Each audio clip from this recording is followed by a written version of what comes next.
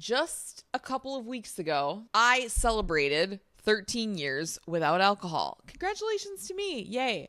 But it wasn't always that way. Obviously, I used to be a very heavy drinker. So this is going to be the story of my relationship with alcohol, how I started drinking, my experience with drinking, and how I stopped and what that has looked like for me. I don't know how in depth I'm going to get, how much detail I'm going to give. I don't have an outline for this. I'm just going to tell the story. If you guys aren't on my email list yet, click the link in the description and get on there if you want to find out when I'm going to be having my first live workshop. And if you want to find out when my videos drop, because it has been brought to my attention that you don't actually get notifications even if you're subscribed. So link is there. Now let's get into the good stuff. I started drinking when I was 14 years old. Before that, I was a very good kid, very responsible, followed all the rules, didn't want to get in trouble, and had no interest in breaking the rules. I went to a Catholic grade school. After I graduated, I went to a public high school, and that's where I was introduced to just different people. It wasn't like I got in with a bad crowd or anything like that. This is just what it's the majority of people, all the friends I was making were doing. So I started drinking when I was 14 and immediately realized that it lowered my inhibitions. And because I was such a painfully shy child, I was very drawn to the feeling that alcohol gave me. That feeling of being able to just totally let go and just not feel inhibited, not have this like rigid feeling of being very uncomfortable and frozen and so self-conscious and so preoccupied with how I was being perceived and just not wanting to draw attention to myself. Alcohol totally eliminated that. It was amazing and I loved it. It was so fun. I was outgoing. It was like all the parts of me that I really admired the most and knew were inside, but I was afraid to show. All of those parts were like free to come out when I was drunk. I enjoyed it very much. Liked drinking. I would say that I pretty much drank just as much as anybody else. Looking back, I don't know. I was blacking out a lot. I will say that. I blacked out very often. It got to the point where it was almost any time that I drank. I didn't do anything socially without alcohol, unless it was with my close girlfriends. Otherwise, had to be drunk no matter what. Had to drink before I went to any party. We went to a lot of parties, a lot of house parties in high school, and we would always get together at my friend's house and get totally shit-faced before we even went to a party. Just taking tons of shots, tons of rounds of shots, hanging out for an hour or two before we went to a party, getting drunk beforehand. I couldn't show up anywhere unless I was drunk. I was so uncomfortable being sober in social settings like that. I could go to school just fine being sober and interact with people like that, but I wasn't super outgoing. There was something about going out at night, going to sporting events, like going to the football games for our school or going to parties that I had to be drunk. I just didn't want to show up anywhere unless I was already drunk. Luckily, I never got into any huge trouble drinking and didn't do anything too stupid, apparently, in high school. Once I got to college, it got even worse because I was needing to make new friends and meet new people. I did go to the same school as my sister, but I'm like noticing that I don't want to talk about this. I don't feel like telling this story. I'm going to, but I do not feel like telling this story. And it's because it's just an old story. It's not me anymore. I don't really like going back to these memories. I don't like talking about it. It's hard for me. I'm fine like talking about it. It's hard for me to get back into the feeling of these memories. So I just wanted to share that. I will continue. So I had a breakup after high school that devastated me, and I became severely depressed, suicidal eventually. Alcohol was the thing that was there for me. Alcohol was what I could turn to. I could lose myself completely in a bottle of vodka. I would sit at my desk in my dorm room, and they told us in our dorm to keep our doors open so that we could make friends with people, and we want to be sociable and be welcoming to our neighbors, and say hi to each other, and that's how you make friends, like keep your door open, be sociable. I keep my door open, but I'd be sitting at my desk on the other side of the room with my back to the door and my face to the window, and I would just be on my computer, but I'd be drinking, and I'd have a handle of vodka sitting on the ground by my desk. I oftentimes would just stay in my dorm and get drunk like that. And my sister, while we lived together and shared a dorm, she had a boyfriend. She still had a boyfriend from high school. And she wasn't struggling like I was. I think that she was maybe struggling in different ways with being at this new school, away from home. But for whatever reason, we didn't talk about it a lot. I don't have any memories of opening up to like anyone about what I was struggling with. And I was struggling a lot. And I was so mentally unwell and unstable. It's a miracle I got through it. I felt so alone and so rejected, and yeah, I didn't have the tool. I didn't have a way. I couldn't have gotten through it without drinking. I really couldn't. I don't think I could have survived it. But it's not that was the tool that got me through it like in some healthy way.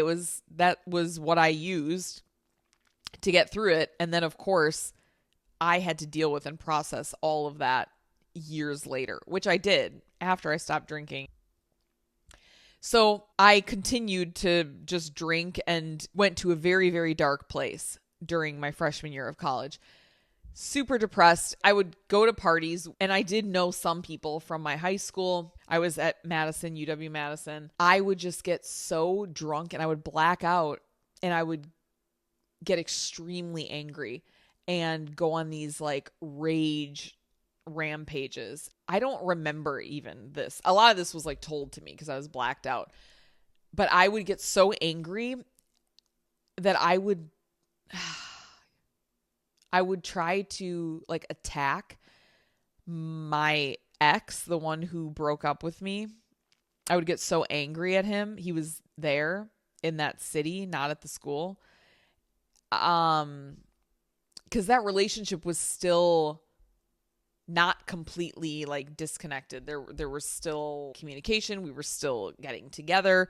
We were still spending time together, but he was totally just using me. And I didn't know. I thought I'm still in love with this person and he wants to spend time with me because he still loves me, when I don't think that was the case at all. To him, I was literally just a body to use that evening if he couldn't find another one. So I would get so angry. I would see him at parties and I would try to like attack him, and I would get really angry at my sister too and try to attack her.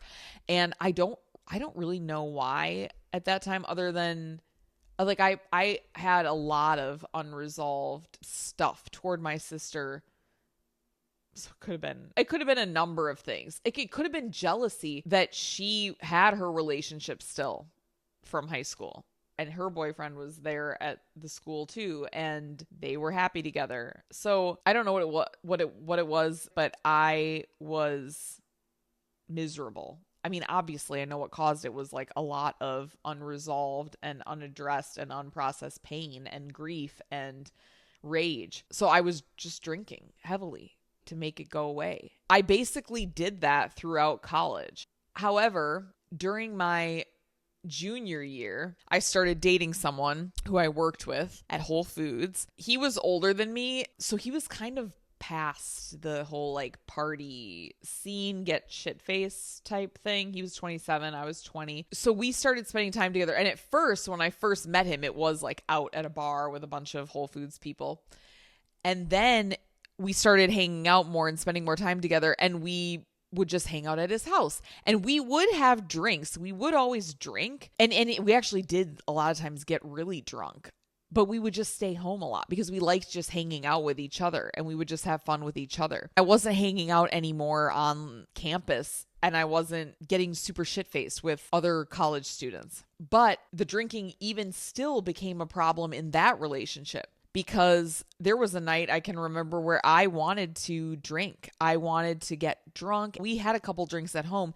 He just wanted to hang out and stay home and go to bed at a decent hour. I wanted to go out. I wanted to keep drinking. I wanted to keep partying. So I left and went by myself to a bar down the street. Why? I don't know. When I ended up coming back to his apartment, I apparently broke the windowsill in the hallway of his apartment building. I don't know how I broke it. He ended up calling the police on me. They came, but they ended up basically saying, "Do you know this woman?" And he was like, "Well, yeah, she's my girlfriend, but she's out of control. She's out of control. You need to get her out of here." He was angry. They said, "Okay, well, it's not safe for her to go anywhere else right now. Can she stay here? Like, can you take care of her? Can you let her sleep here?" He was not happy about that. Mind you, I was on the floor at the door of the apartment on the ground. I remember just looking up. I'm on the ground, just blasted off my ass, and staring at the cops are standing above me, and they're having this conversation with my ex. And he let me stay there, and then the cops left. So this is why I say I was kind of doing what everyone else was doing, going out and partying a lot,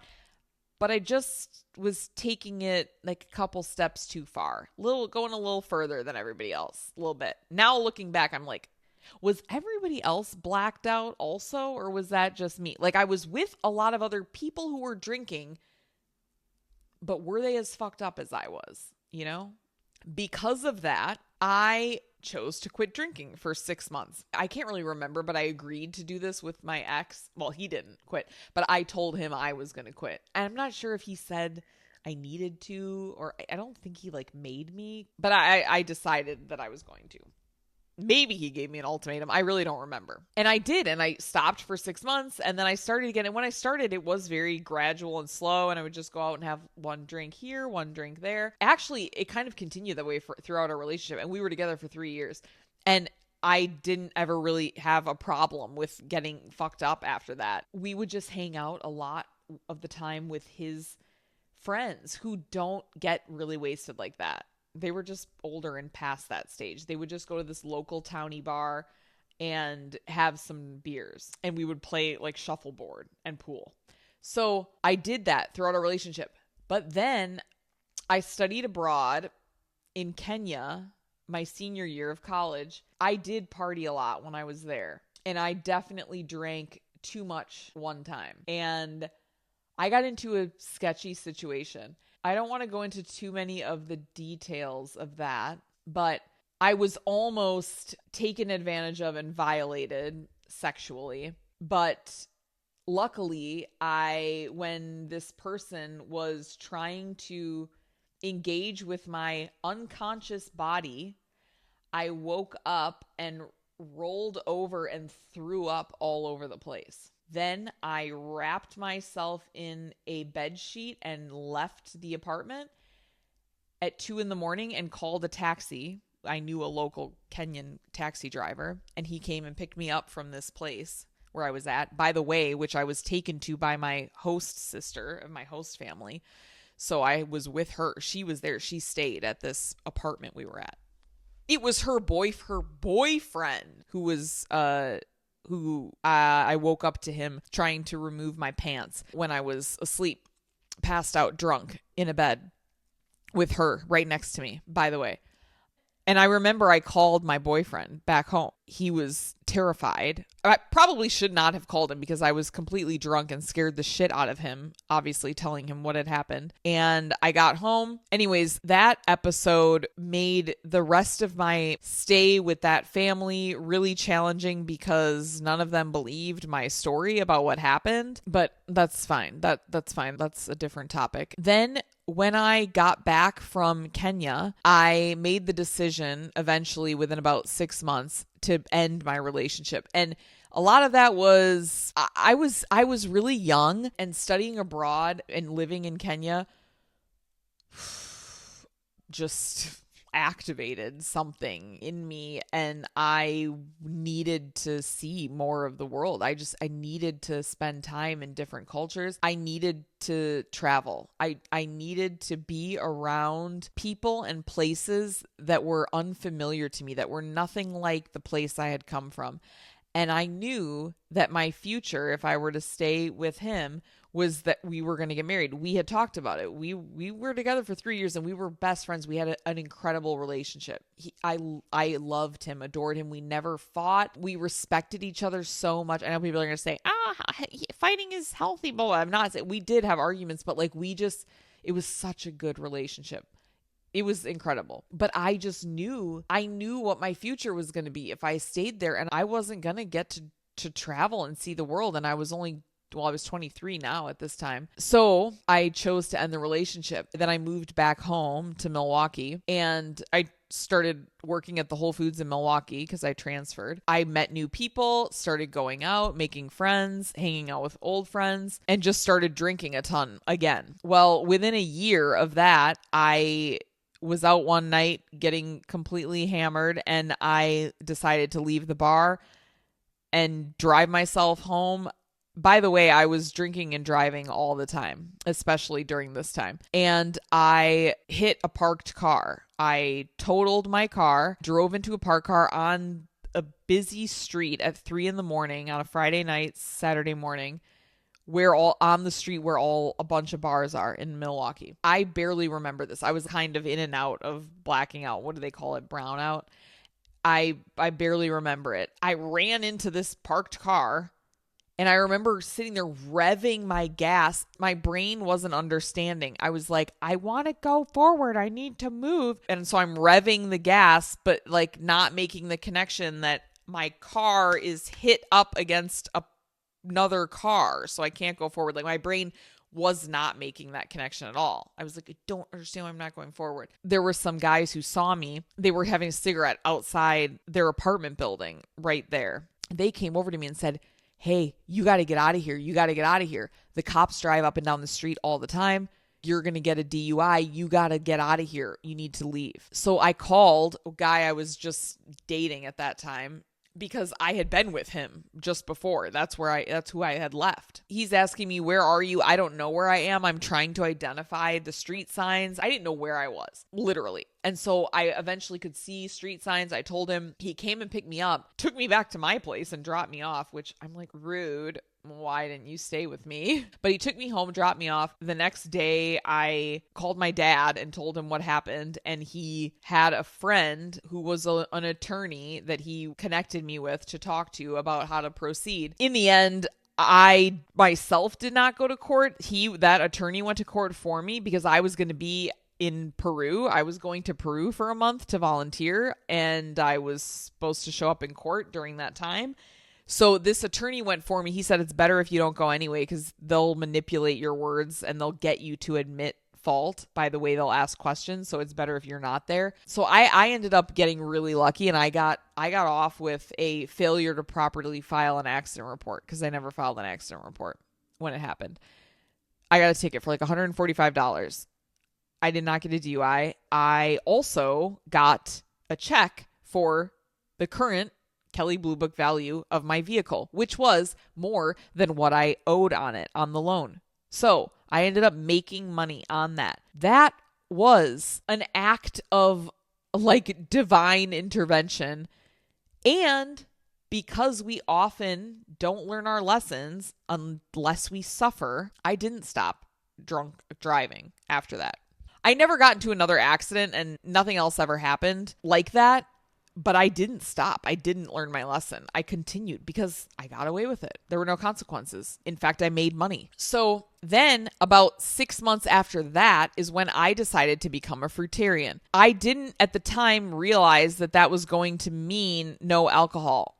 And I had a friend who was a fruitarian. I asked him about it. He said, you can do whatever you want, but here are the reasons why you might want to stop drinking. And he gave me a book to read, 80-10-10 Diet by Dr. Doug Graham. I'm not recommending it. It's just the book I read that made me become a fruitarian and quit drinking alcohol. But it's written by like a raw vegan. Just FYI, don't go read it. You're like, you don't need to go read that book. But that was what happened for me. And within a couple of weeks, I don't know how these things all just happened and aligned, that within a couple of weeks, I was reading the book, The Power of Now by Eckhart Tolle, which I don't even know where I got the book or what. I was always a seeker because I was always in so much pain, and I was always trying to heal and make the pain go away. I was looking for any way to heal. I need to fix myself. I need to fix what's wrong because I am suffering so much. So I read that book and I stopped drinking and became a fruitarian. All these things at once, I think, led to my first spiritual awakening. I will say, I don't recommend that diet for anyone, but I am very, very confident that a lot of my spiritual evolution and the rate at which I was advancing was because I was only eating fruit. I'm just going to say that. You can argue with me about it all you want. I still to this day have never felt the mental clarity, the sharpness, the vitality, the like electricity, the aliveness that I felt eating that way. It's one of those things that you just don't know until you experience it. And doing it for a week it's not enough. Like a lot of people say, oh, I was vegan for a couple months, or I was this or that. It's like, okay, well, no. Eating a bunch of vegan processed food, that's not going to get you anywhere. Even being a fruitarian only for a month or two, because so many people, you might have to detox so much and process through so much waste in your body. So not everyone is going to have the same transformation in the same amount of time. So you have to commit to it. But I'm not recommending it. I'm just saying it's what I did. And I know that it contributed to where I'm at and where I got to. So I also did several water fasts in that time, just like 3-day water fast, 3-day, 5-day maximum. I did a 14-day watermelon only fast, like cleanse. I studied yoga. I became a yoga instructor. I got totally just obsessed and immersed in yogic philosophy, spirituality. I don't know that any of that would have happened if I wouldn't have stopped drinking. I'm not saying that you have to stop drinking to evolve, but maybe I am saying that, actually. Your consciousness has no choice but to expand when you stop drinking. I didn't think that it was going to be easy, actually, but I didn't tell myself I'm never going to drink again. I just thought, let me just see if I can do this. I honestly didn't believe I could. I was like, wow, let's just see if I can do it. It'll be a fun experiment. I've already gone 4 days. At that time, it had been 4 days since I had a drink, which was long for me. So I was like, ooh, let's just see how far. If I can do 4 days, who's stopping me? Like, how far can I go? So I just continued day after day after day. And eventually I just never drank again after that. And I didn't want to. It was so easy for me. I had no desire to. And I lost all the friends I had before. I became a completely different person. My interests were different. I realized I had nothing in common with these people, nothing to talk to them about. I didn't want to spend time with them. I did not feel good around those people anymore. We just did not align. We were not resonating on the same frequency, not on the same wavelength anymore. Then there was a long period of loneliness and isolation.